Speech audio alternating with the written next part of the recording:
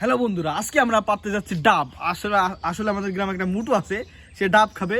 তো তাকে বলছি আমাদের গাছ থেকে যদি পেরে খেতে পারে তাহলে খাইয়ে দিব। তো এবার সে গাছ উঠবে, আপনাদের দেখাচ্ছি। আপনারা দেখতে পাচ্ছেন এটা বাংলাদেশের ঐতিহাসিক একটা মুটু।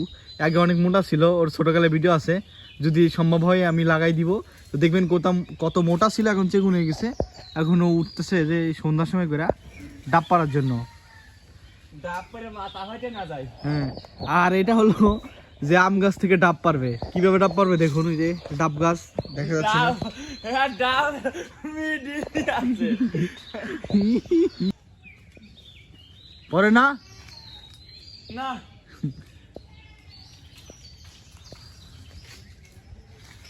আর আমরা কিন্তু ডাব চুরি করছি না, কারণ গাছগুলো কিন্তু আমাদেরই। আমি এজন্য ভিডিও বানাচ্ছি যে ডাব পড়ার বদলে আগে ও গাছ থেকে পড়বে।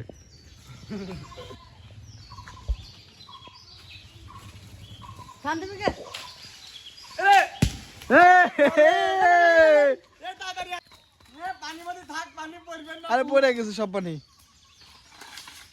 ওই আসতে আমি আর পারবো না। তাতে মগের মধ্যে ধরে কে পারিনি। আর তো ব্যাটের মধ্যে ওর। হ্যাঁ, দেখ মিষ্টি নাকি মিষ্টি। এ ভাই আমার একটু চালা দে ভাই। আর তুই কে দাও ধরি।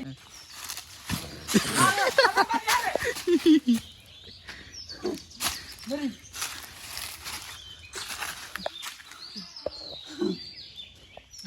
কেমন শান্তি, একটু পানি নাই।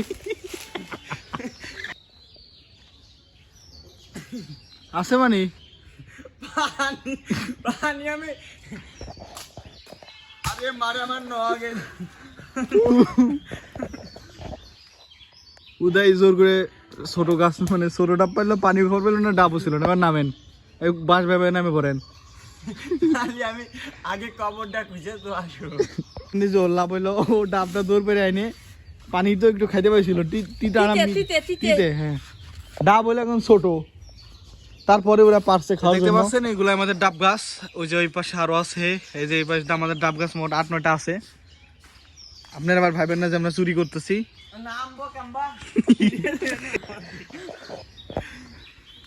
বললাম না, প্রথমেই বলেছিলাম যে এটা ইতিহাসের মতো অন্য কিছু, যে গাছে উঠছে গুইটা পাইদা, এখন নামতে পারছে না।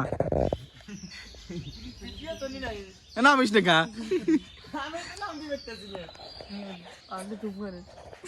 জুম করবো না। এই তো এবার নামে পর।